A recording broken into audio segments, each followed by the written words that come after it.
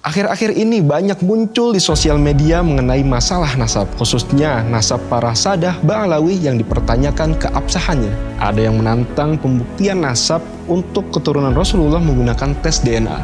Lalu dapatkah tes DNA membuktikan seseorang keturunan Rasulullah SAW? Apakah klaim beberapa pihak bahwa berdasarkan tes DNA mereka merupakan keturunan suatu kabilah atau ulama besar yang jarak bahkan 1000 tahun dapat dibuktikan secara ilmiah? Lalu bagaimana bersikap dengan adanya hasil tes DNA salah satu dari Alawiyyin yang justru lebih dominan gen India dan sangat kecil gen Arabnya? Ya, oke. Assalamualaikum Sayyid Fikri Syahab. Waalaikumsalam warahmatullahi wabarakatuh. Selamat datang di Robito Alawiyah.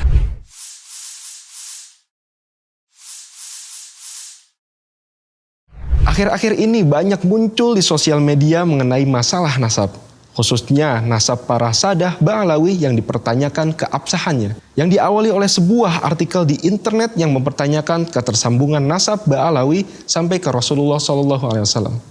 Bagaimana analisa Anda mengenai hal ini? Jadi memang ini adalah topik yang kelihatannya cukup tren akhir-akhir ini dan menarik perhatian banyak orang ya, khususnya di sosial media.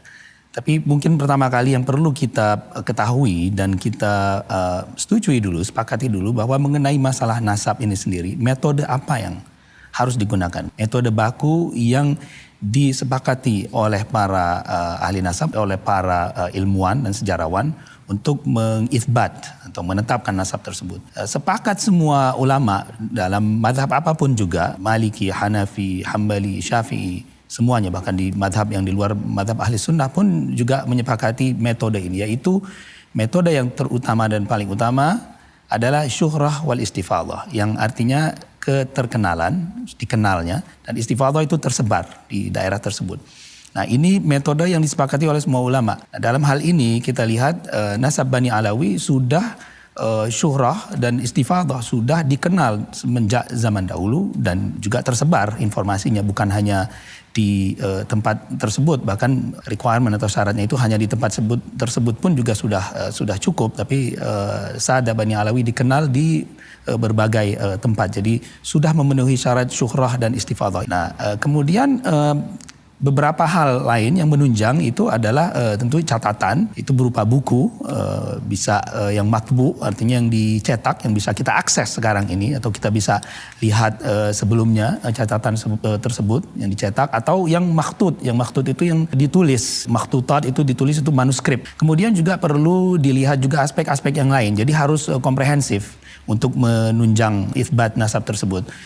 Misalnya sejarah dan arkeologi, ya, itu juga kita lihat riwayat-riwayat mengenai orang tersebut. Nah, kalau kita lihat misalkan Sadah Bani Alawi dari Al-Imam Ahmad bin Isa Al-Muhajir yang hijrah dari Basrah ke Hadramaut, itu sejarahnya lengkap, nama-namanya ada dan orangnya ada, makamnya juga ada. Dari sisi aspek antropologinya juga, keadaan sosial, kita lihat di zaman itu ya, di abad ke-4, ke-5 ya, itu untuk orang mengaku-ngaku misalkan sebagai anak seseorang itu akan sulit sekali. Berbeda dengan kondisi kita mungkin di zaman 21 atau di abad atau mungkin di Eropa atau di Amerika, di Hadramaut pada saat itu di abad ke-4, abad ke-5 itu sangat kehidupan yang sangat tribal atau kehidupan yang sangat ketat dengan kesukuannya, sehingga tidak mudah orang untuk mengaku-ngaku tiba-tiba saya ini adalah anak si A gitu, dan tiba-tiba itu diterima. Ada faktor lain juga yang kita lihat, faktor-faktor sosial juga perlu dipertimbangkan, siapa yang mengklaim nasab ini. Apakah dia itu adalah orang biasa yang tidak dikenal, ataukah mereka itu adalah ulama, akhlak mereka seperti apa, atau mungkin mereka adalah penguasa. Nah, ini kita lihat semua dari awal sejarahnya Ahmad Al-Muhajir, begitu juga dengan anak beliau, mereka adalah orang-orang yang saleh, orang-orang yang penuh dengan ilmu dan ketakwaan. Insya Allah orang-orang yang seperti itu tidak akan melakukan klaim secara sepihak, karena mereka sangat memahami bahwa untuk mengaku-ngaku nasab itu adalah suatu dosa yang sangat besar. Beberapa faktor yang lain juga yang perlu dipertimbangkan dalam masalah nasab juga takrir ulama, baik itu itu ulama ahli nasab atau ulama yang lainnya. Kita lihat sepanjang sejarah penuh dengan takrir ulama yang mengisbat, yang menguatkan semua nasab Bani Alawi ini. Dari abad ke abad ya, yang tercatat kita bisa lihat itu yang tercatat Al-Janadi di abad ke-7. Sebelumnya mungkin sudah ada di manuskrip-manuskrip lain. Begitu juga di dalam syair-syair yang dinukil di abad berikutnya. Termasuk juga takrir dari penguasa, dari hakim. Kita lihat takrir dari para penguasa Imam Yaman misalkan di abad ke-14 juga mengisbat, abad ke-13 juga mengisbat. Demikian juga dengan penguasa di Hijaz pada saat itu Ashraf juga dari golongan Syarif. Ashraf Makkah mereka memberikan Naqabatul Ashraf yaitu posisi pemimpinan para Syarif di Hijaz kepada Sadah Bani Alawi, dan itu sebetulnya atas titah juga dari pemerintah Utsmani. Pemerintah Utsmani pada saat itu mereka mengeluarkan keputusan bahwa hanya orang yang betul-betul sudah diverifikasi dan valid nasabnya yang boleh menyandang gelar Sayyid Syarif pada saat itu. Begitu juga apalagi yang menempati posisi sebagai pemimpin para Sayyid atau Syarif. Nah, kepemimpinan Sayyid dan Syarif ini juga silih berganti. Terkadang pemerintah Utsmani yang langsung memberikan keputusan tersebut, atau juga wakil mereka yaitu para Syarif, yaitu para penguasa Amir yang berada di Hijaz. Dan dilihat dari sejarahnya Bani Alawi sering sekali, malah dominan sekali mereka diberikan kepemimpinan Naqibul Ashraf atau Naqibus Sadah pada saat itu, ya pemimpin para sayyid yang mengurus urusan-urusan mereka. Nah, dari sini sangat tidak logis ya apabila seorang yang nasabnya diragukan mereka dipilih sebagai Naqibul Ashraf di Hijaz, apalagi pada saat itu, dan penuh dengan para ulama ya, dan para ulama juga memberikan takrir yang menguatkan nasab mereka ini. Misalkan penggunaan nama, kita tahu Bani Alawi itu adalah keturunan daripada Alawi, kan keturunan Alawi, makanya disebut dengan Alawi karena salah satu dari leluhur mereka, kakek mereka bernama Alawi atau Alwi yang biasa dikenal dengan dialek Hadramaut. Penggunaan nama Alawi itu sendiri baru pertama kali digunakan di Hadramaut pada zaman itu oleh beliau, anak yang bernama Alawi ini sendiri. Jadi belum ada nama tersebut digunakan sebelumnya. Itu bisa dicek di kitab biografi atau disebut dengan tarajim. Alawi itu sendiri adalah nama yang dinisbahkan kepada Ali bin Abi Thalib, baik itu keturunan atau pengikutnya. Nah, orang di zaman itu tidak ada yang merasa berhak atau merasa ingin menamakan anaknya Alawi karena mereka tidak bernisbah kepada Ali bin Abi Thalib. Hanya orang yang bernisbah kepada turunan Ali bin Abi Thalib yang merasa layak untuk menamakan nama tersebut. Selanjutnya juga yang terakhir, kita bisa lihat juga berbagai manuskrip, bahkan Imam Ahmad bin Isa Al-Muhajir itu dikenal sebagai muhaddits, yaitu ahli hadis. Beliau meriwayatkan beberapa hadis, banyak hadisnya, dan tertulis ya di makhtutat tertentu yang berada di Hijaz dan juga berada di Persia, bahkan bisa diakses, didapatkan oleh salah satu keturunannya memegang itu. Di dalam riwayat yang disebutkan di manuskrip tersebut ada periwayatan dari jalur Ahlul Bait menyebutkan salah satu perawinya itu adalah Abdullah atau Ubaidillah bin Ahmad bin Isa. Jadi dari sini semuanya itu, semua faktor-faktor yang kita sebutkan tadi, dari syuhra wal istifadhah, kemudian dari catatan-catatan sejarah, manuskrip, sejarah dan arkeologi, antropologi, keadaan sosial, siapa mereka, semuanya menunjang bahwa mereka ini menguatkan dan isbat mereka bahwa mereka ini adalah memang betul keturunan daripada Ahmad bin Isa Al-Muhajir dan bersambung nasabnya ke Rasulullah Muhammad SAW. Anda menyebutkan hal ini sudah pernah terjadi dan juga terhadap kelompok para sayyid lain. Bisa diperjelas dan diberikan contohnya? Ya, memang hal ini sudah pernah terjadi sebelumnya di masa lalu. Juga ada yang meragukan nasab para sayyid dari grup yang lain juga. Cuma memang kita lihat di saat ini banyak di-amplify atau diperkuat oleh medsos ya, di internet, di era internet ini. Dulu kan belum ada. Ya, hal ini memang bukan hal yang baru. Kita bisa lihat bahkan nasab para sadah, kelompok sadah yang sudah sangat terkenal sekalipun juga di challenge atau ditantang. Ada juga yang tidak percaya dengan hanya mengandalkan 1-2 tulisan gitu. Jadi mereka menggunakan logika saja. Mereka mencoba menegasi nasab-nasab yang sudah masyhur. Misalnya bahkan nasab Qatadat itu, Al-Qatadat itu para asyraf Makkah, para penguasa-penguasa Makkah zaman dahulu dan Madinah juga. Mereka adalah para amir-amir di Makkah dan Madinah sampai ratusan tahun ya. Mereka bahkan nasabnya dianggap mutawatir, disebutkan oleh Ibnul Katsir, oleh Ibnul Athir. Itu pun juga ada yang meragukan, dianggap mereka ini datang menisbahkan diri karena mereka menjadi penguasa pada saat itu, menisbahkan diri kepada keturunan Rasulullah, menisbahkan diri kepada Sayyidina Al-Hasan bin Ali. Begitu juga dengan nasab Syekh Abdul Qadir Al-Jailani, bahkan menjadi masalah para ahli nasab pun juga ada bahkan yang men-challenge, istilahnya meragukan nasabnya, seperti Ibn Inabah sendiri. Memang ada beberapa versi gitu, dan beliau juga dianggap tidak pernah mengklaim nasabnya ketika beliau hidup, karena baru cucu beliau yang menyatakan hal tersebut. Tentu kita tidak menerima. Kita lihat siapa Syekh Abdul Qadir Jailani, orang soleh, begitu juga cucu beliau. Kemudian juga misalkan nasab dari keturunan Raja Maroko yang sangat dikenal sekarang ini, mereka Al-Hasani, keturunan dari Imam Al-Hasan. Mereka mempermasalahkan salah satu datuk mereka yang di atas sekali itu namanya Al-Qasim bin Muhammad, anak daripada Imam Muhammad Nafsu Zakiyah, salah satu leluhur mereka, Muhammad Nafsu Zakiyah bin Abdullah Al-Kamil bin Hasan Al-Muthanna bin Hasan bin Ali bin Abi Thalib. Disebutkan Al-Qasim ini dia bukan anaknya dari Muhammad Nafsu Zakiyah di salah satu kitab nasab yang bahkan merupakan salah satu rujukan. Tapi tahqiq atau penelitian berikutnya mengkonfirmasi keberadaan beliau. Hanya saja ahli nasab tersebut mungkin tidak menemukan, atau kabar yang tidak sampai. Juga dengan salah seorang keturunannya Hasan Ad-Dakhil, keturunannya yang dikenal dengan grup Al-Alawiyin, Al-Filaliyin di Maroko, kemudian juga Al-Ayashi misalkan di Hijaz, ya, yang orang mempermasalahkan karena salah satu daripada kakek mereka tidak tertulis kitabnya di zaman itu. Nah, tidak tertulis itu kan bukan berarti tidak ada figurnya itu, apalagi kalau ingin dikaitkan di zaman tersebut, karena Ibn Inabah sendiri misalkan salah satu pakar nasab yang tentunya beliau nasabnya tidak ada masalah sama sekali. Siapa yang meragukan nasab beliau, karena beliau juga ahli genealogi Sadah, ya, para kaum Sayyid itu. Salah satu datuk mereka, beliau juga tidak tertulis selama lebih dari 100 tahun, 150 tahun di kitab nasab. Ada beberapa kitab nasab yang tidak menyebutkan, tapi siapa yang mau percaya bahwa Ibn Inabah itu bukan seorang Sayyid. Begitu juga dengan keluarga terkenal lain seperti Al-Ahdal, salah satu kakek mereka pun juga tidak tertulis. Bahkan di atas sekali anaknya Imam Musa Al-Kazim yang bernama Aun bin Musa, ada yang mempertanyakannya. Kemudian ada kelompok Sada yang sangat terkenal, misalkan Bahrul Ulum di Timur Tengah, ya, dikenal dengan tokoh-tokoh ilmuannya, keluarga Bahrul Ulum dan keluarga Al-Hakim juga. Itu juga dipermasalahkan karena dianggap salah satu daripada datuk mereka itu nggak ada. Bahkan Ibn Funduk nih, dalam kasus Bahrul Ulum itu keluarga Bahrul Ulum dan Al-Hakim, salah satu keluarga yang sangat terkenal di Timur Tengah, itu salah seorang ahli nasab meragukan keberadaan daripada datuk mereka. Juga dengan Al-Sadar juga dianggap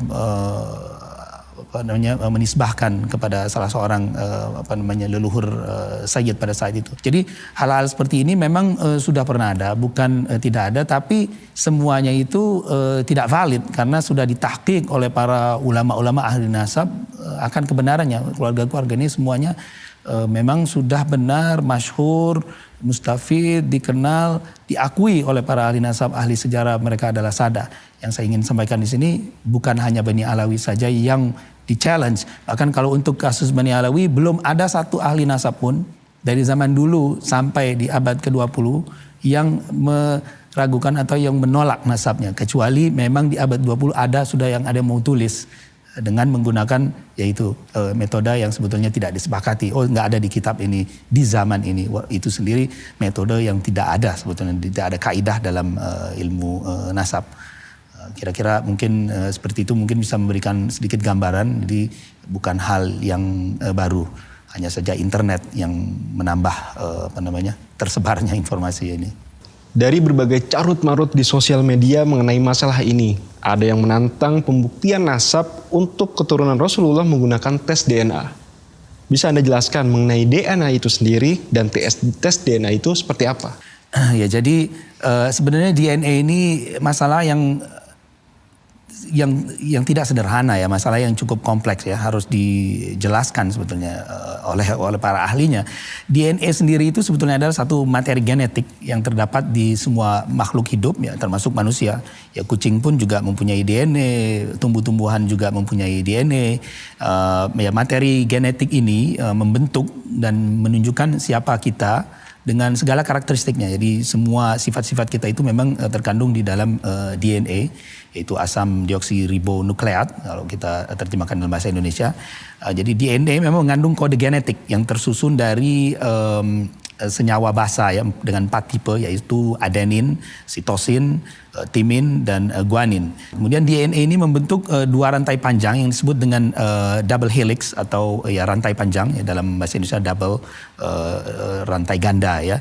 Molekul DNA ini dikemas menjadi struktur seperti benang yang disebut dengan kromosom. Ya, kita bisa lihat di dalam sel manusia ada 46 kromosom yang terdiri dari 23 pasang yang masing-masing diturunkan oleh kedua orang tua kita. Nah, di dalam setiap kromosom itu ada terkandung jutaan DNA, bahkan ratusan juta tergantung kromosomnya ya. Jadi manusia mempunyai 46 kromosom terdiri dari 23 pasang masing-masing dari pihak ayah dan 23 dari pihak ibu. Nah, kalau dipetakan ya semua genom manusia ini dalam satu sel itu berjumlah sekitar 3 miliar pasangan basa. Jadi tadi kita sudah tahu ada pasangan basa ya, ada 4 ya, adenin, timin, guanin, sitosin. Yaitu kalau dideretkan itu ATCG itu ada 3 miliar pasang. Jadi begitu banyak ya di dalam genom manusia yang memberikan karakteristik siapa kita. Tes DNA sendiri itu pada dasarnya yang umum diketahui itu adalah namanya autosomal DNA. Autosomal DNA ini adalah satu tes yang mencoba mengambil, menderetkan sifat-sifat, mengambil gen, beberapa gen dari kita di kromosom tertentu, gabungan daripada ayah dan ibu di lokus-lokus atau area-area tertentu. Nah, kita bisa melihat dari autosomal DNA ini keterkaitan antara seseorang, misalkan ayah dengan anaknya, ibu dengan anaknya dari kesamaan pola. Jadi mengambil beberapa lokus ya, beberapa area ketersambungan antara anak dengan bapak, dan begitu juga dengan keluarga berikutnya. Jadi distant relative, mungkin generasi berikutnya, generasi kedua, generasi ketiga, itu yang paling umum. Nah, dari sini juga bisa diberikan estimasi, biasanya estimasi dengan menggunakan autosomal DNA ini, estimasi mengenai komposisi ini, tapi kita harus paham, harus tahu bahwa ini adalah estimasi yang hanya berdasarkan statistik. Jadi mereka mengumpulkan. Jadi dulu itu pernah ada satu project ya yang dilakukan oleh National Geographic Project. Itu mereka coba kumpulkan sampai ratusan ribu sampel ya, katanya sampai mencapai 700 ribu. Dan sampel-sampel ini perlu kita ingat kebanyakan dikumpulkan dari orang-orang yang berada di Amerika. Jadi orang-orangnya itu sampelnya kebanyakan dari Amerika, dan mereka juga melakukan interview. Mereka bertanya orang tersebut, Anda dari mana asalnya? Mereka mau mencoba memetakan migrasi orang. Oh, saya dari sini. Jadi informasi migrasi itu bukan berdasarkan asli etnisnya, tapi berdasarkan informasi dari orang-orang tersebut yang kebanyakan berada di Amerika, dan kebanyakan orang-orang tersebut berasal dari Eropa ya. Jadi komposisi dari tempat-tempat yang lain seperti Asia atau Timur Tengah atau Afrika itu tidak banyak ya. Tujuannya memang untuk sequence, untuk membaca DNA, sehingga yang ada pada saat itu database-nya yang lebih banyak berdasarkan referensi. Mereka akhirnya membuat referensi. Oh, jadi kalau lokasi-lokasi tadi kan banyak sekali ya, 3 miliar pasang. Mereka hanya melihat lokasi-lokasi tertentu saja untuk mengestimasi. Oh, ternyata lokasi-lokasi deret ini dengan pola seperti ini, ATCG tadi, pengulangannya itu banyak ada di orang-orang, misalkan orang yang berada di mungkin di Inggris atau di Eropa. Oh, ini orang-orang ini kebanyakan orangnya berada di Spanyol. Oh, atau ini orang-orangnya ternyata mereka banyak orang-orang Afrika mempunyai ini. Akhirnya mereka memetakan itu. Nah, mereka mencoba membandingkan ya, akhirnya dengan tes dengan autosomal DNA mereka membandingkan dengan referensinya. Apakah orang ini mempunyai pattern yang sama? Apakah mempunyai pola yang sama di daerah-daerah tertentu? Itu sebetulnya tidak berarti 100% bahwa orang tersebut adalah berasal dari etnis tersebut ya. Cuma kebetulan mungkin di etnis tertentu pola ini dominan sehingga mereka bandingkan orang ini mempunyai sharing deret DNA di daerah-daerah sini. Dan kebetulan deret DNA tadi yang ATCG tersebut itu banyak dan dominan dimiliki oleh orang-orang yang berada di daerah tertentu. Nah, itu akhirnya mereka coba kerucutkan. Jadi itu sangat tergantung dengan database-nya. Dan database itu memang dari waktu ke waktu diperbaiki ya. Mereka perusahaan-perusahaan DNA itu mereka mencoba menambah atau mengumpulkan data-data atau sampel-sampel baru dan mencoba juga menginterview ini daerah ini kita udah dapat lagi dan mereka coba bandingkan ya. Nah, tapi sama sekali itu tidak menunjukkan kepastian, apalagi untuk generasi-generasi sebelumnya itu autosomal DNA sendiri kita bisa lihat di berbagai situs tes DNA hanya bisa mengestimasi sekitar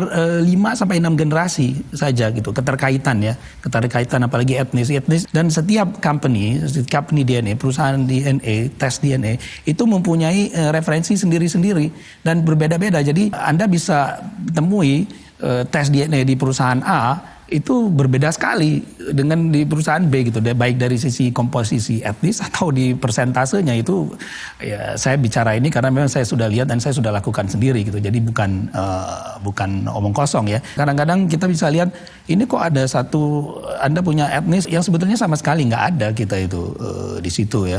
Itu jadi kadang-kadang memang tergantung oleh database-nya sendiri dan kita tahu bahwa manusia ini percampuran dari semua etnis, semua ras, nggak ada manusia yang asli kecuali mungkin itu manusia yang di goa hidupnya sampai berabad-abad dan mereka hanya bercampur satu sama yang lain gitu dan itu hampir tidak ada di muka bumi ini. Nah, kemudian ada tes lagi yang namanya Y-DNA. Nah, Y-DNA ini adalah tes yang hanya memfokuskan di kromosom Y, kromosom Y. Nah, kromosom Y ini hanya diturunkan dari bapak. Dari kromosom Y ini kita bisa melihat pattern, kira-kira polanya. Secara teori dia tidak berubah secara teori, tapi kenyataannya kita akan lihat bahwa kromosom Y ini juga dipengaruhi faktor-faktor yang lain. Banyak para saintis menjelaskan ya dengan berbagai macam penemuan-penemuan mereka bahwa terjadi mutasi genetik di kromosom Y tersebut. Satu lagi juga ada tes yang namanya mitochondrial test, yaitu tes yang hanya memfokuskan keturunan dari pihak ibu. Jadi ada kromosom X, kromosom Y tadi, kromosom X dari pihak ibu. Nah, itu adanya di setiap manusia ada mitokondrial. Jadi yang dites adalah mitokondrialnya aja untuk melihat kesamaan pola dari pihak ibunya. Jadi kita lihat dari jalur ibunya ke ibunya ada kesamaan nggak gitu loh pola genetikanya tadi, pattern di lokasi-lokasi tertentu di deret DNA yang 3 miliar deret itu. Jadi nggak semuanya. Para ahli melihat ini lokus-lokusnya. Nah, semakin banyak kita tes lokusnya, semakin akurasinya semakin tinggi. Satu lagi mungkin tes yang agak spesifik yaitu mereka ngetes SNP test. Ada lokasi-lokasi tertentu yang dinamai dengan pola tertentu, dinamakan. Lokasi nomor 1 juta sekian dari daerah DNA ini namanya sekian, polanya ini. Nah, itu kadang-kadang orang melakukan tes itu spesifik SNP test. Saya sama nggak dengan si B? Ini mungkin orang yang punya kekerabatan spesifik gitu. Dia bisa hanya tes di lokasi itu aja, positif atau enggak. Kalau enggak positif di sini kemungkinan tidak ada. Itu kadang-kadang dilakukan juga spesifik namanya SNP test, specific area, specific location di deret DNA. Lalu dapatkah tes DNA membuktikan seseorang keturunan Rasulullah SAW? Ya, ini pertanyaan menarik ya. Ini yang lagi tren ya. Mungkin begini, kalau jawaban pendeknya short answer, kalau dalam bahasa Inggris short answer is no. Jadi tidak. Kenapa? Banyak alasan untuk menjawab ini. Kenapa tidak gitu? Pertama, tidak ada scientific project, satu jurnal ilmiah pun yang terbukti secara sains ya. Kita bicara scientific ya dalam control environment. Jadi satu lingkungan yang dikontrol, yang betul-betul di review, yang bisa mengkonfirmasikan seperti apa sih gen atau DNA Bani Hashim itu sendiri. Itu nggak ada. Boleh dilihat di semua scientific journal. Kalau kita mengklaim sesuatu itu tentu harus berdasarkan evidence ya, berdasarkan bukti-bukti scientific journal, para ahli memberikan scientific report. Nah, itu tidak ada, tidak pernah ada. Jadi tidak ada kesepakatan yang namanya seperti apa sih gen Bani Hashim itu sendiri. Itu satu ya. Kemudian kedua, kenapa tidak bisa seperti itu? Karena banyak faktor. Memang ternyata dari berbagai tes DNA yang dilakukan di kromosom Y, ini kita bicara yang dari ayah ke ayah ya, paternal test test itu paternal lineage, jadi yang Y DNA yang dilakukan untuk tes dari jalur ayah kromosom Y-nya sendiri, itu ternyata tidak bisa ditemukan kesamaan untuk orang yang dengan generasi-generasi yang jauh, misalkan 500 tahun, 700 tahun, itu tidak bisa dipastikan karena terlalu banyak variasinya dan banyak perbedaan-perbedaan yang tidak diketahui ya. Bisa juga karena faktor environment ya, faktor lingkungan, faktor dari juga kemungkinan pihak ibu, walaupun ini sendiri masih diperdebatkan oleh para saintis, oleh para ilmuwan, dan faktor-faktor yang lain juga. Banyak jurnal-jurnal menyebutkan bahwa bahkan faktor makanan itu sendiri dalam periode yang lama ya, mengenai kayak seperti lactose tolerant, jadi toleransi badan kita terhadap susu, itu juga kalau orang yang minumnya susu terus lama sekali dia itu bisa terjadi perubahan. Juga faktor yang kemungkinan dari pihak ibu, karena memang ada satu penelitian yang sebelumnya belum diketahui, tahun 2003 itu baru mulai diketahui. Itu ada satu fenomena yang disebut dengan microchimerism. Microchimerism itu adalah keberadaan sel yang berada di individu ya, yang itu sebetulnya berasal dari orang lain. Jadi bukan berasal dari dia sendiri atau ibunya. Itu bisa jadi sel yang berbeda yang bisa berasal dari pria, dari ayahnya, atau dia juga mungkin karena mengandung. Jadi ada satu artikel yang menyebutkan ya, artikelnya itu Male Microchimerism in Women Without Sons. Itu diterbitkan sekitar 2005 kalau nggak salah ya. Nah, itu dari artikel jurnal ilmiah. Ini kita nggak bicara apa yang beredar di internet, ini jurnal ilmiah. Jadi ternyata wanita itu terkadang mereka ada faktor luar ya, itu unrecognized, dia bilang unrecognized factors. Kadang-kadang mungkin juga karena faktor aborsi ya, itu juga ada faktor dari pihak ayah, pihak suaminya itu berkontribusi gitu di dalam genetik wanita itu sendiri. Jadi anaknya perempuan tapi ternyata ada kontribusi genetik kromosom Y-nya. Begitu juga dari kehamilan sebelumnya, atau juga yang ditransfer oleh saudaranya sebelumnya. Bahkan ada yang juga mempunyai teori hubungan dari suami istri juga. Itu semuanya akhirnya mempengaruhi perubahan genetik tersebut gitu. Dan hal ini juga bisa terjadi untuk orang laki-laki, tidak hanya perempuan saja. Hal ini mungkin saja terjadi, dan memang dilihat dari berbagai data-data ternyata tidak adanya kesamaan. Nah, untuk mendukung teori ini, sebetulnya gini, kita bisa lihat dari sisi penelitian sendiri. Memang para peneliti itu mencoba, bisa nggak sih kira-kira untuk mendeteksi Y chromosome ya, penurunan Y chromosome ini untuk masyarakat tertentu. Mereka mau mencoba mencek ancestry, jadi keturunan. Jadi kebetulan memang banyak perusahaan-perusahaan DNA ini dimiliki oleh pengusaha-pengusaha Yahudi ya. Mereka punya uang dan mereka juga punya interest yang sangat besar di masalah keturunan DNA dan sebagainya. Jadi mereka mau mencoba meneliti. Ini ada cerita juga, dan jelas scientifically mereka kumpulkan orang-orang dari kelompok mereka yang disebut dengan Kohanim. Jadi Kohanim ini adalah orang-orang yang mengklaim diri, yang dianggap mereka adalah keturunan dari Nabi Harun. Jadi kalau kita lihat mungkin di dunia modern ini biasanya yang bernama punya nama last name ya, nama akhir, nama family-nya Cohen atau Khan, itu adalah keturunan dari Kohanim. Nah, pada satu periode dalam sejarah itu Kohanim mereka hanya menikah antar mereka saja. Jadi Cohen dengan Cohen, Kohanim dengan Cohen. Mereka itu adalah strata yang spesial di komunitas Yahudi, karena dulunya mereka adalah para agamawan, jadi ulama-ulama Yahudi itu, rabai-rabai yang spesial itu Kohanim. Mereka melakukan penelitian terhadap kelompok Kohanim yang hanya menikah pada saat itu satu sama lain dengan Kohanim. Begitu juga mereka juga tes dengan kelompok Yahudi yang lain dengan grup Lewi. Malawi itu adalah salah satu daripada 12 tribe, 12 suku Yahudi. Mereka coba cek benar nggak ini, kira-kira bisa nggak kita trace Kohanim ini, keturunan Kohanim yang sudah 2000 tahun ini. Mereka lakukan penelitian betul-betul serius, ini scientific, bukan cuma berdasarkan internet ya. Nah, mereka kumpulkan ratusan orang Kohanim tersebut. Akhirnya mereka tes, ketika mereka tes ternyata mereka temukan memang banyak kesamaan dari orang-orang yang mempunyai jalur keturunan Kohanim sendiri, tapi mereka tetap tidak menemukan 100% sama. Ternyata banyak ini orang-orang yang Kohanim, termasuk Kohanim juga itu mempunyai pola genetik Y yang dinotasikan dengan haplogroup ya, untuk di grupnya haplotype yang lebih kecil lagi, dan SNP ya, pattern atau pola-pola tertentu di daerah DNA-nya. Itu ternyata mereka berbeda. Padahal orang-orang ini memang sudah jelas sekali disebut dengan Kohanim, dengan metode yang sangat saintifik. Mereka tidak bisa temukan. Mereka tetap memang oke, kita lihat ada satu model type. Jadi ada satu pola yang akhirnya mereka sebut dengan Kohanim model.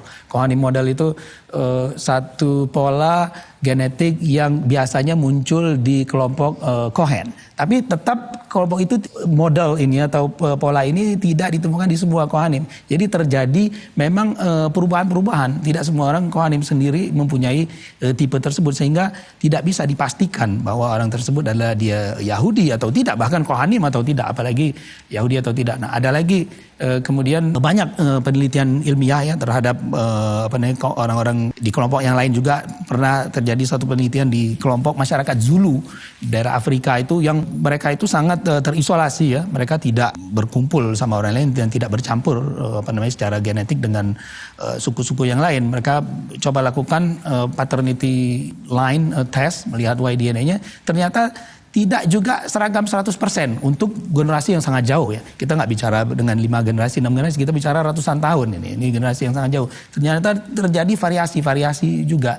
Kemudian mereka coba lakukan juga di masyarakat Viking. Hal yang sama mereka temui juga, tidak ada coherence, tidak ada 100% secara statistik yang bisa memastikan, oh ini orang ini betul, exactly 700 tahun lalu, 1000 tahun yang lalu adalah keturunan Sia. Zaman Rasulullah 1500 tahun yang lalu, lebih jauh lagi. Yang pernah ada juga sempat dilakukan itu di masyarakat Islandia dengan sekelompok masyarakat tertentu yang sangat tertutup juga. Itu mereka akhirnya dapat itu up to 500 years, sampai sekitar 500 tahun lalu. Tapi terbatas juga ketika mereka extend lagi ke grup yang lain, itu sudah terjadi perbedaan-perbedaan dan tidak match. Sehingga hal tersebut mengindikasikan, menyimpulkan bahwa memang untuk mendeteksi keturunan yang jauh-jauh itu tidak capability atau kemampuan teknologi yang sekarang ini memang belum bisa, dan juga belum mengetahui kenapa bisa terjadi variasi seperti ini. Tadi juga kita sudah sebutkan bahwa ada microchimerism, jadi satu faktor luar, faktor dari pihak ibu yang bisa jadi juga mempengaruhi terbentuknya meiosis, yaitu ketika sperma terbentuk ya. Itu ada faktor dari pihak ibu, atau juga ada faktor yang lain yang di luar yang belum diketahui oleh para saintis kenapa kok bisa berubah. Nah, kita bisa lihat dari berbagai jurnal ya. Saya mau menunjukkan sedikit beberapa jurnal-jurnal ilmiah mengenai masalah pembuktian mengenai Yahudi ini ya.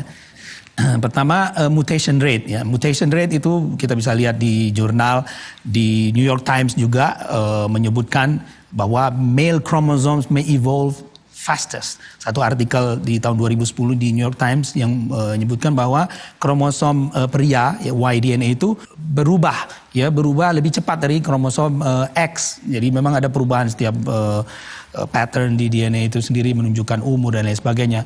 Kemudian juga ada satu artikel juga di majalah Science Daily, tentunya dari para pakar ya.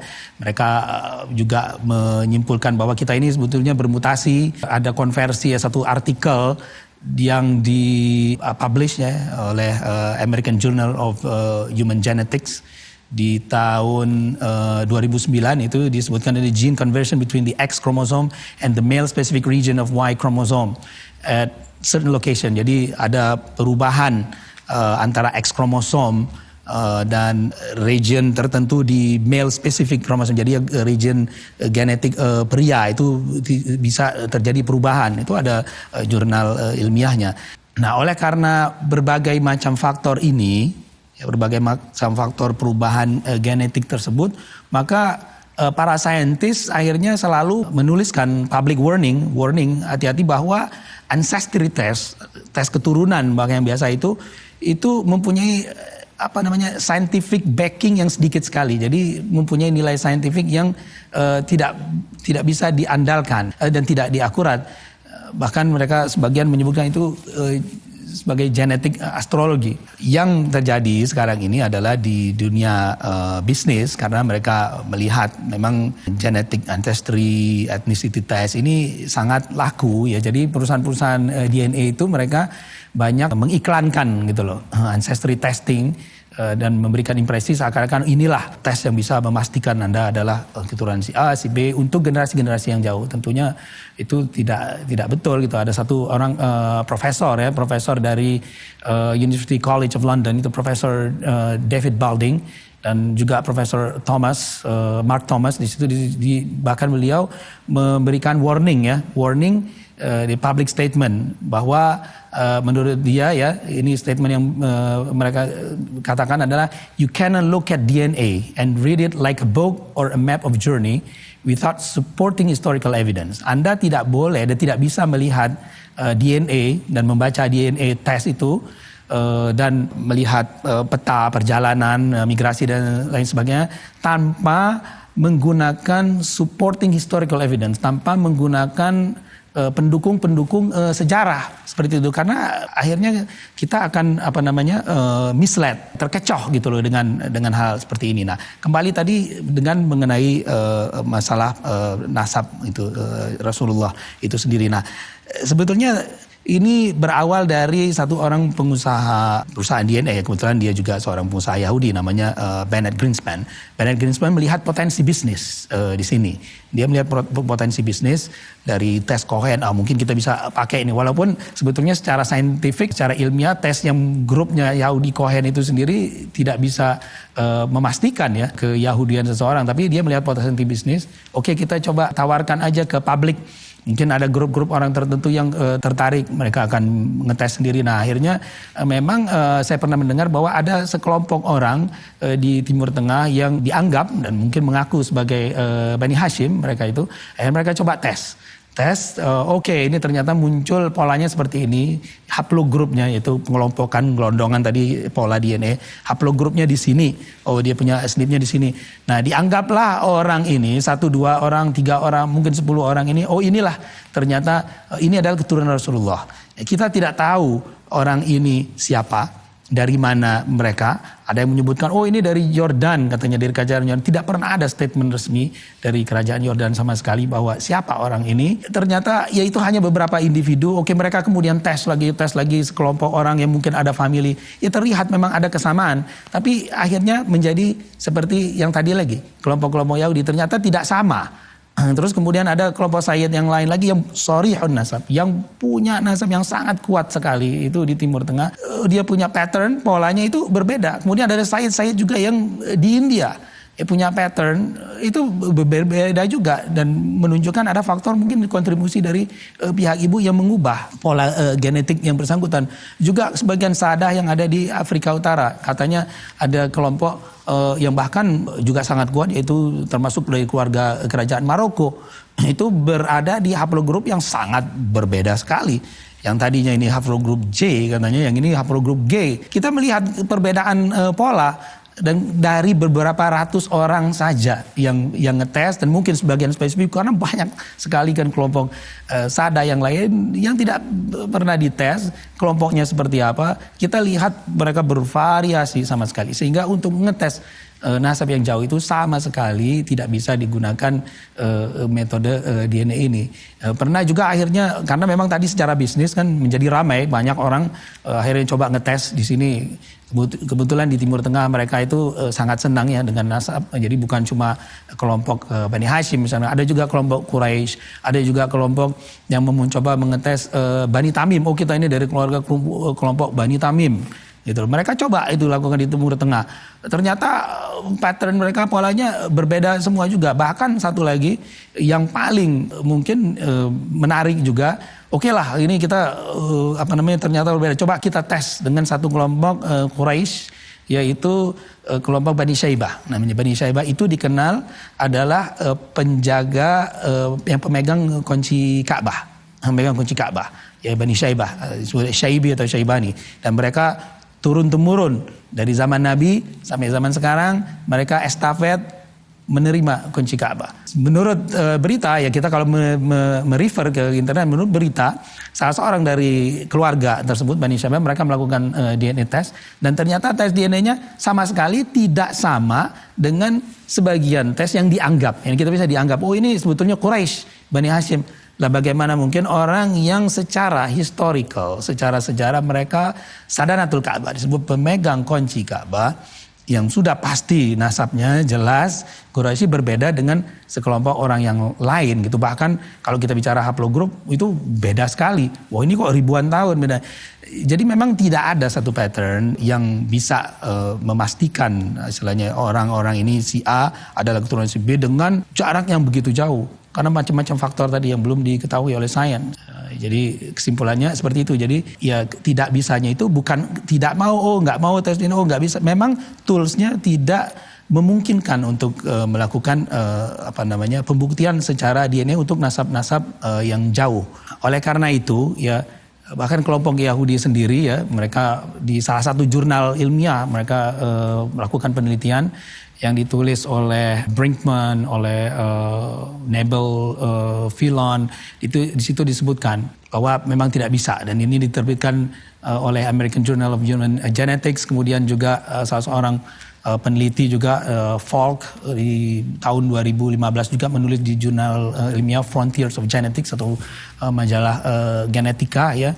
Di situ menyebutkan kesimpulannya dari artikel ilmiah dia adalah genetic markers cannot determine Jewish descent. Jadi genetic marker yang tadi kita sebut pattern-pattern pola-polanya tidak bisa memastikan keturunan Yahudi Anda. Nah demikian juga yang lainnya, banyak sekali juga artikel-artikel ilmiah yang menyebutkan hal ini.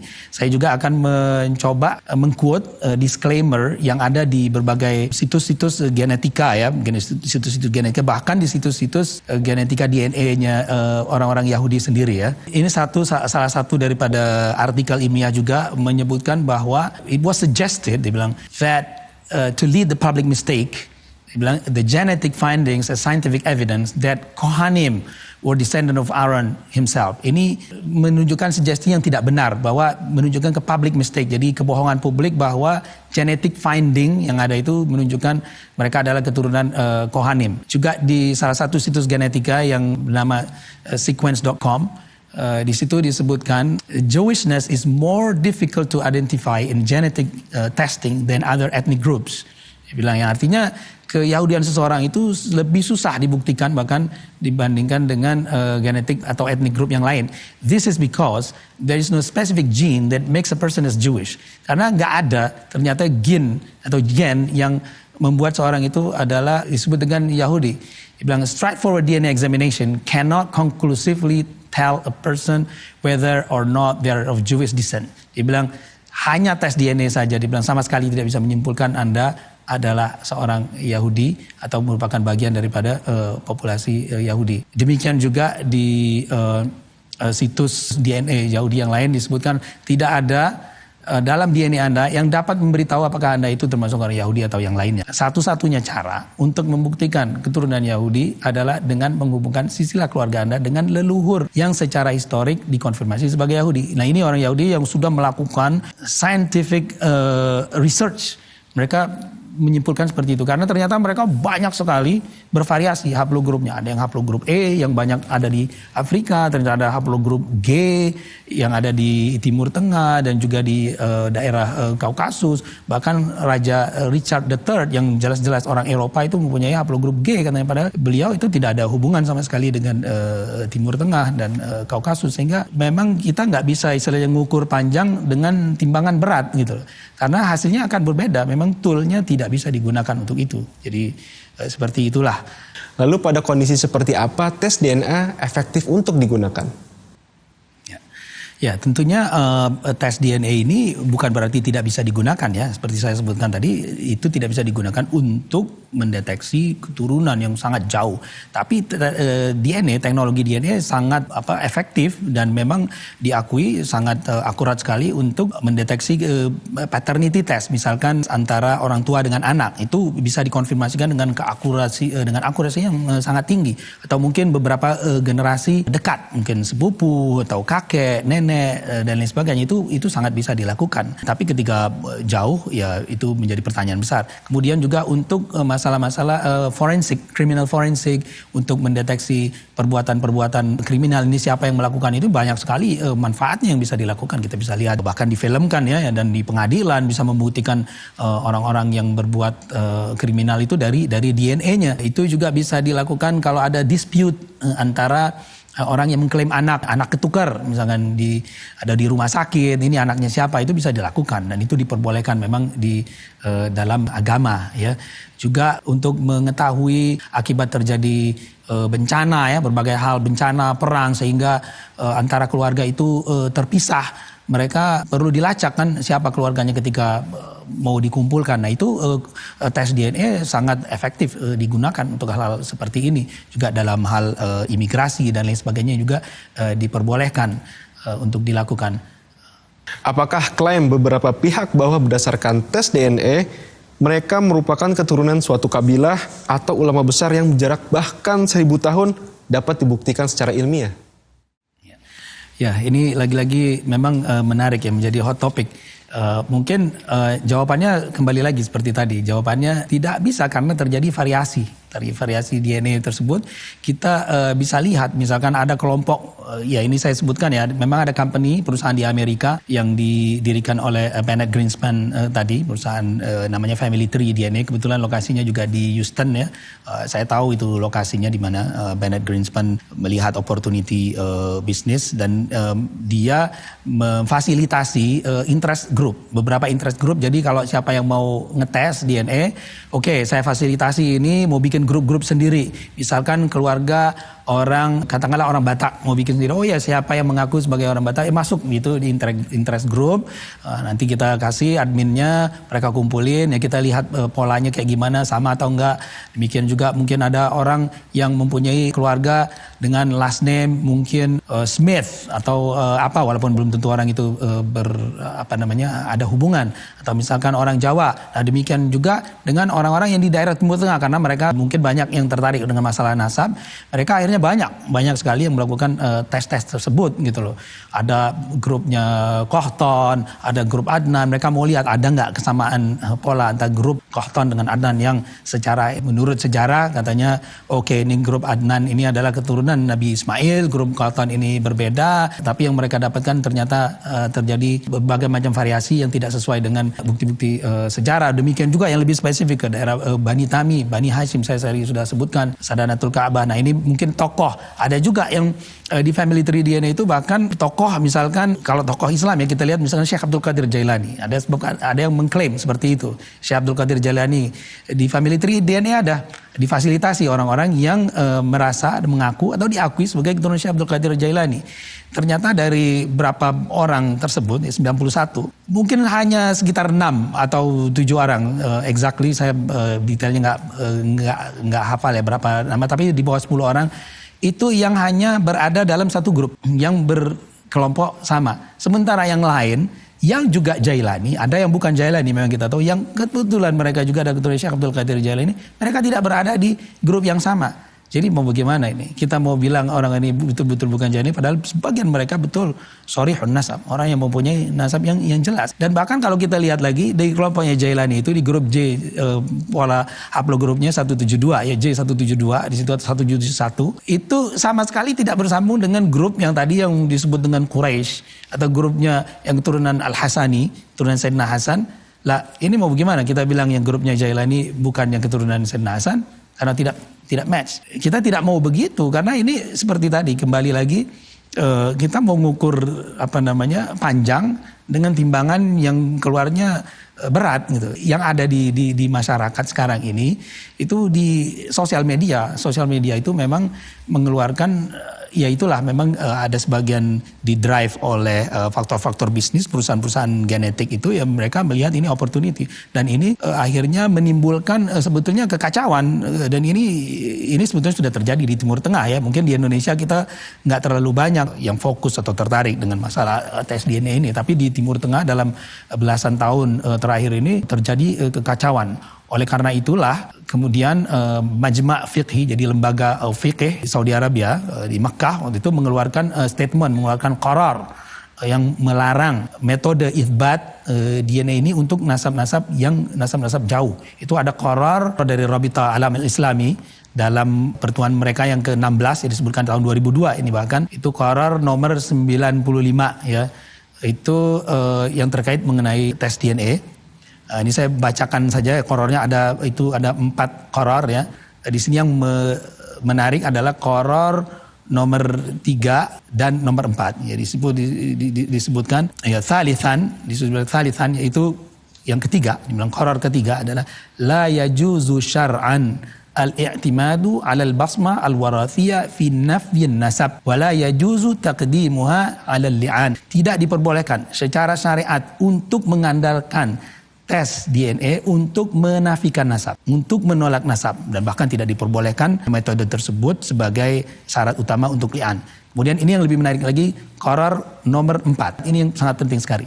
Ini bilang rabi'an, ini qarar nomor 4. La yajuzu istiqdamul basmah al-warathiyah biqasdi ta'akkud min sihhatil ansab ats-tsabitah syar'an. Ini qarar dari Rabita Alam Islami, organisasi Islam internasional, diakui seluruh dunia. Artinya tidak diperbolehkan menggunakan metode DNA dengan tujuan untuk memastikan nasab-nasab yang sudah pasti, yang sudah diakui secara syariat. Dan ansab, karena nasab-nasab yang sudah diakui secara syariat itu nasab-nasab yang seperti tadi itu, seperti nasab Bani Syaibah, Sadanatul Ka'bah, pemegang kunci Ka'bah. Dan terus dibilang ini bukan dari Nabi, ini dari Nabi yang memberikan mandat penjaga kunci Ka'bah sampai sekarang ini. Ternyata mereka ketika dites sebagian keluarganya ada yang beda. Oh, ini muncul katanya ini banyakkan pola ini ternyata polanya ada dari India.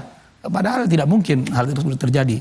Begitu juga nasab sadah yang berbagai macam, ternyata ada grup sadah misalkan Ar-Rifai itu muncul di haplogrup yang berbeda. Ada lagi grup sadah yang sangat shorihun nasab, sangat terkenal itu di daerah Irak misalnya, itu Musya'in. Itu para sayyid yang mereka itu dulu amir ya, maksudnya termasuk punya kedudukan di daerah Irak. Itu juga berbeda haplogrup atau patternnya dengan sebagian orang-orang yang kebetulan sudah ngetes munculnya berbeda dan dijadikan referensi. Jadi tidak ada referensi. Kalau kayak gini kan jadi semua akhirnya menjadi masalah. Oleh karena itulah tidak diperbolehkan oleh Rabita Alam Islami menggunakan metode DNA ini sebagai jalan untuk melakukan tes. Demikian juga Darul Ifta di Mesir, itu lembaga fatwa di Mesir, itu juga memberikan statement yang sama, yaitu menolak garis keturunan melalui tes DNA. Seperti apa kemudian metode apa yang diperbolehkan DNA, saya sudah jelaskan tadi. Hal-hal tertentu untuk nasab yang dekat boleh. Lalu bagaimana bersikap dengan adanya hasil tes DNA salah satu dari Alawiyyin yang justru lebih dominan gen India dan sangat kecil gen Arabnya? Ya, oke. Ini juga satu hal tadi, kembali lagi ke masalah sosmed dan ketersebaran informasi yang sebetulnya perlu dipertanyakan. Pertama, sebetulnya yang paling penting dulu adalah, ini kembali lagi tesnya adalah autosomal DNA ya. Itu adalah mixture, adalah percampuran dari pihak ayah dan pihak ibu. Bahwa tes autosomal DNA ini sangat dipengaruhi sekali oleh database. Jadi tergantung reference database-nya. Saya dites mungkin database yang salah, saya bisa jadi dianggap orang Irian. Bisa aja karena di-compare, oh ternyata seperti ini. Pattern itu adalah kebanyakan ada orang-orang Afrika. Yang lebih penting lagi adalah manusia ini memang percampuran dari sebagai semua ras. Kita tidak ada manusia yang murni sama sekali. Dan siada atau kesayitan seseorang itu tidak ada urusan dengan rasnya. Dia bisa jadi dominan ras Melayu mungkin, for instance, sebagai contoh ya. Saya sudah melakukan tes DNA, saya sangat dominan sekali. Etnis Indonesia saya Melayu, sangat kuat. kuat gitu loh. Terus ada yang mungkin etnis yang kita nggak punyai bahkan. Nah itu tergantung dari reference database-nya. Nah untuk tes-tes seperti itu kita tidak tahu reference database mereka itu seperti apa, satu. Kedua tadi kan memang manusia itu kumpulan dari berbagai ras dan tidak ada hubungan sama sekali dengan kesayidan atau tidak. Oke, ada gen Arabnya atau Timur Tengahnya atau banyak atau tidak. Kita bisa tes para sayyid sadah yang ada di India, mungkin mereka akan dominan gen Indianya, atau yang di Afrika akan dominan gen Indianya karena sudah terjadi berbagai percampuran. Di samping reference database yang sangat-sangat dipertanyakan tadi ya, itu sebetulnya sangat dipertanyakan keakuratan. Kalau dia bisa tes juga di perusahaan yang lain, mungkin di Amerika, itu yang bersangkutan pasti akan melihat hasil yang berbeda. Saya sendiri pun nggak tahu apakah hasil itu benar atau tidak. Tapi secara konsep itu tadi, siada itu tidak tergantung ras dan juga akurasi masalah soal tes etnisitas dan lain sebagainya itu juga hanya terbatas dengan 5 sampai 6 generasi saja. Kalau di belakang-belakangnya sudah nggak tahu. Sementara di belakang 6 generasi ke belakang kita bisa berasal dari segala macam kelompok manusia. Rata-rata Alawiyin saat ini merupakan keturunan ke-38 sampai ke-44. Secara kalkulasi matematis, hal ini dianggap tidak ilmiah. Bagaimana tanggapan Anda terhadap hal ini? Ya, ini juga yang saya sempat lihat juga mungkin ada di sosial media juga ya, yang mempertanyakan mengenai hitungan ya, keturunan kesekian-sekian. Pertama, masalah soal jumlah keturunan keberapa, generasi keberapa itu bukan hitungan matematik. Nggak bisa kita hitung dengan matematik. Karena setiap orang itu mempunyai keturunan, mempunyai anak itu berbeda-beda di usia berapa. Ada yang punya anak di usia 30. Oke, punya anak yang pertama. Anak yang pertamanya kemudian mungkin kawinnya lambat. Atau anak yang pertama beberapa generasi akhirnya tidak berketurunan laki-laki. Stop. Kemudian yang berketurunan ternyata ada keturunannya anak yang laki-lakinya mungkin anak yang paling kecil. Mungkin anaknya perempuan misalnya yang pertama. Kemudian anak laki-lakinya itu yang paling kecil sehingga dia punya anak di usia 40, 50. Dan baru berketurunan yang berikutnya juga itu bisa terjadi variasi yang berbeda-beda. Jadi tidak bisa dihitung secara matematis sama sekali. Dan hal ini kita lihat ya. Jadi begini, kita melihat kebetulan contohnya adalah keturunan dari Sadah Bani Alawi. Mereka rata-rata di range 38 sampai 44, 45. Nah kita lihat juga para sayyid yang dianggap sudah pasti ya. Sudah pasti di tempat yang lain diakui mutawatir, muktamad orang-orang tertentu, misalkan kerajaan Jordan yang dianggap para sadah di situ Ashraf ya Al-Hasani, itu kalau kita lihat, kita hitung juga dari yang sekarang mungkin Raja Abdullah itu ada nasabnya satu persatu sampai ke Rasulullah itu sekitar 40 atau 41, berada di range yang sama. Kemudian kita coba lagi, kita lihat di kerajaan Maroko sama-sama Al-Hasani juga dari jalur yang berbeda, itu juga ternyata range-nya juga sama beliau di keturunan 41. Kita lihat lagi juga misalkan di salah seorang ulama besar juga di Libanon itu Sayyid Jamil Al-Husaini, kebetulan beliau itu dengan Sadah Bani Alawi, Sadah Alawiyin itu bertemu di Isa An-Naqib ya. Jadi kita tahu bahwa Sadah Bani Alawi ini keturunan Ahmad Al-Muhajir. Ahmad Muhajir mempunyai saudara itu namanya Hasan bin Isa. Jadi bertemunya di Isa An-Naqib. Beliau juga seorang anggota dari Naqaba Ashraf di Libanon ya. Nasab beliau juga bersambung ke generasi ke-40. Jadi kalau kita menolak bahwa ini tidak ilmiah, it doesn't make sense kata dalam istilah bahasa Inggris, ini nggak mungkin kita coba hitung-hitungan matematik, berarti kita membatalkan semua nasab-nasab para sayyid di dunia yang lain juga, di berbagai penjuru dunia. Jadi, karena range-nya juga sekitar itu. Dan juga di kalangan Sadah Alawiyin pun juga berbeda-beda kan, ada di generasi sekarang di kelompok tertentu karena mungkin mereka lebih cepat mempunyai anak, generasinya juga lebih banyak. Jadi kembali lagi ini bukan hitungan matematik dan ini juga sudah dikonfirmasikan, kita harus lakukan komparasi dengan para nasab yang lain. Ternyata lebih kurang juga sama. Sebagai seorang ilmuwan, bagaimana Anda memandang isu ini? Ya, saya mungkin melihat segala sesuatu itu mungkin ada hikmahnya ya.